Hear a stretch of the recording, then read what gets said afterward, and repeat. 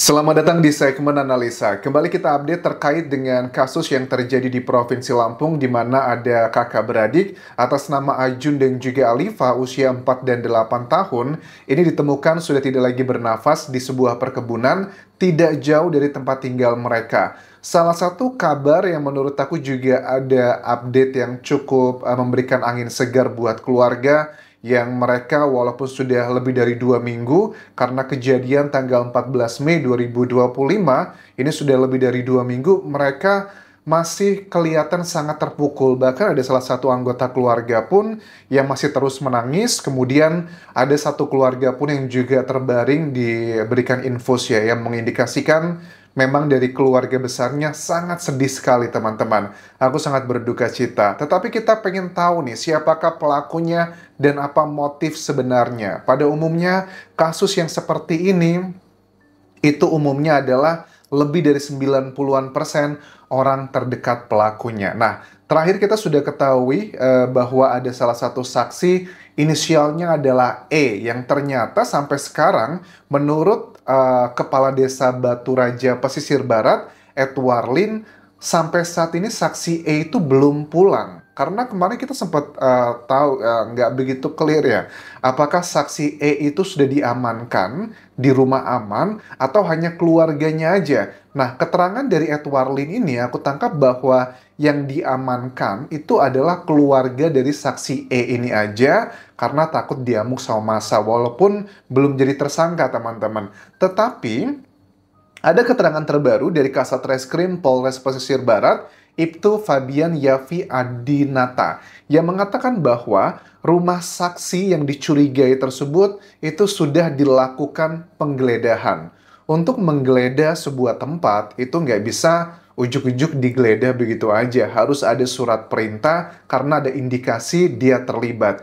Kalau indikasi di berita terakhir kemarin kan katanya saksi E ini selain dia ngomongnya berbelit-belit dan juga berubah-ubah, kadang bohong, dia kan juga tiba-tiba menghilang begitu aja yang ngebuat masyarakat dan juga penyidik aneh begitu. Terus juga di kegiatan kemarin menurut Ibtu Fabian itu sudah kami temukan satu alat bukti yang merujuk ke tersangka.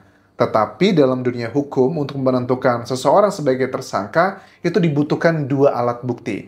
Apakah interpretasiku ini adalah yang dimaksudkan dari Kasat Reskrim Polres Pesisir Barat, baru ada satu alat buktinya? Apa itu alat bukti yang sudah menduga ke arah pelakunya? Coba kita simak statementnya berikut ini teman-teman. Kemarin hasil kegiatannya kita menemukan bukti baru yang bisa mengerucutkan siapa tersangkanya. Oke, aku verbatim ya. Kemarin dari kegiatan sudah menemukan alat bukti baru yang merujuk ke tersangkanya. Itu bisa dapat kami simpulkan bahwa salah satu saksi yang sudah kami periksa dapat dijadikan tersangka. Itu sudah dapat kami simpulkan bahwa salah satu saksi itu bisa dijadikan tersangka. Ini kita tunggu hasil dari Puslap Polri juga. Tapi kita tunggu dari Puslap Polri juga karena ada data-data saintifik atau forensik yang harus dilakukan pemeriksaan di Jakarta ya. Keterbatasan alat sepertinya. Minimnya alat bukti dan juga minimnya saksi serta ya tidak bisa kita pungkiri juga kalau misalnya pada saat kejadian tersebut saksi-saksi yang telah kita periksa itu hanya sebagian besar menerangkan sebelum kejadian dan setelah kejadian. Oke, minimnya saksi ya dan juga saksi yang diperiksa kurang lebih ada 23 orang dari sekitar kampung TKP itu menerangkan peristiwa sebelum dan sesudah kejadian. Ya ini adalah salah satu tantangan ya menjadi seorang penyidik. Tetapi dari keterangan Kasat Reskrim Polres Pesisir Barat ini bahwa sepertinya mereka sudah mendapatkan satu alat bukti yang kuat. Tetapi nggak bisa seseorang menjadi tersangka hanya karena satu alat bukti. Alat bukti ada 5, ada keterangan saksi, keterangan ahli, keterangan terdakwa, petunjuk, dan juga surat. Petunjuk itu adalah gabungan di antara dua alat bukti lainnya. Nah, Apa itu ya? Kenapa juga dikatakan masih menunggu hasil analisa dari Lafor Mabes Polri yang mereka juga tim Lafor itu sudah mendatangi lokasi TKP untuk mengambil dan melakukan analisa pengambilan secara langsung sampel-sampel di sana. Forensik atau otopsi itu bukanlah alat bukti, tetapi adalah alat untuk mendapatkan alat bukti. Alat buktinya nanti ini adalah kategorinya bisa surat dan juga keterangan ahli. Surat itu adalah apa hasilnya, begitu temuan-temuannya. Kalau dari prediksiku teman-teman, memang sampai saat ini dari pihak penyidik masih sangat kesulitan ya terkait dengan alat bukti yang tidak terbantahkan. Dugaanku nih ya, yang didapatkan dari Kasat Reskrim dan juga tim ini, kategorinya adalah alat bukti mungkin keterangan saksi. Misalnya gimana? Keterangan saksi misalnya gitu ya, salah satu saksi yang dicurigai ini terlihat itu melintasi jalanan tersebut itu jam segini yang melihat ada beberapa saksi. Sebenarnya ini akan diperkuat nih, misalnya begini, seandainya nih ya, kita coba, karena dengan azas praduga tak bersalah ya, siapa tahu juga dia bukan pelaku sebenarnya, walaupun ada banyak hal-hal aneh begitu pada saksi ini. Inisialnya E, dugaannya.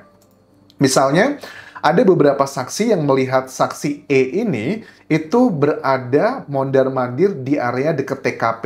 Misalnya kan kalau dari kedua korban, Ajun dan Alifa itu kan menurut orang tuanya meninggalkan rumah pamitan mau cari durian sekitar jam 1 siang. Dan mereka baru ditemukan sekitar setengah 11 malam. Nah, kemudian ada data dari otopsi misalnya menunjukkan adalah waktu meninggal mereka dan penyebabnya.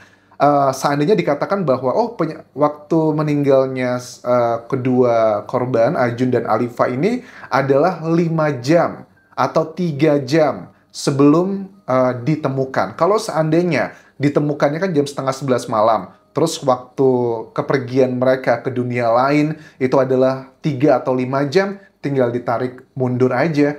Kalau jam setengah 11 ya setengah 10, setengah 9, setengah 8, setengah 7, setengah 6. Kalau seandainya 5 jam. Nah, setengah 6 waktu tersebut itu juga bisa semakin mengerucutkan. Misalnya, misalnya saksi E, kamu berada di mana sekitar setengah 6 sore saat itu.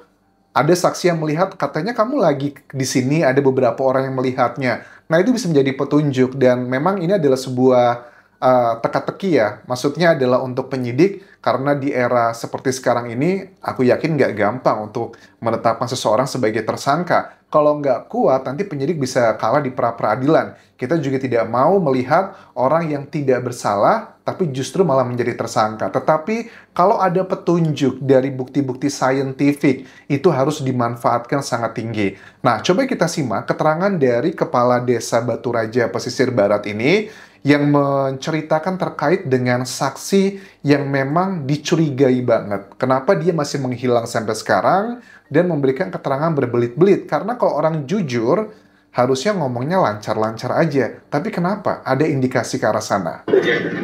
Sehariannya memang dia masih sekolah, masih kuliah UT. Seharian sekolah, sehari juga dia ikut orang tua ke kebun. Hari-hariannya biasa? Memang hari-hariannya yang belum pulang ini memang tertutup. Oke. Dia masih kuliah di UT, Universitas Terbuka. Hari-hariannya orang yang belum pulang ini sampai hari ini berarti belum pulang ke area dekat TKP di rumah keluarganya, makanya rumahnya digeledah, dan aku lihat tidak ada keluarga di sana. Kemungkinan besar keluarganya sudah diamankan di rumah aman agar tidak terjadi hal-hal yang tidak diinginkan. Oke, tertutup dan kurang bergaul, menurut aku itu tidak relevan zaman sekarang, apalagi di era COVID ya, banyak orang kayaknya sudah menemukan kedamaian, orang tertutup dan gak suka bergaul. Aku pun juga sama, gak suka bergaul dan tertutup, tapi kan bukan berarti ada indikasi ke arah sana. Cuman kalau di daerah, mereka memang memiliki kecenderungan kayak agak sedikit curiga sama orang yang gak gaul begitu loh. Padahal itu tidak relevan sama sekali. Cuman, it's okay, mungkin setiap daerah itu punya keunikan dan hal-hal yang bisa menjadi petunjuk. Sekali lagi, yang paling relevan dari kepala desa ini adalah terkait dengan tidak pulang-pulangnya. Apa yang menyebabkan tidak pulang sampai sekarang, ini yang masih menjadi teka-teki dan juga tanda tanya.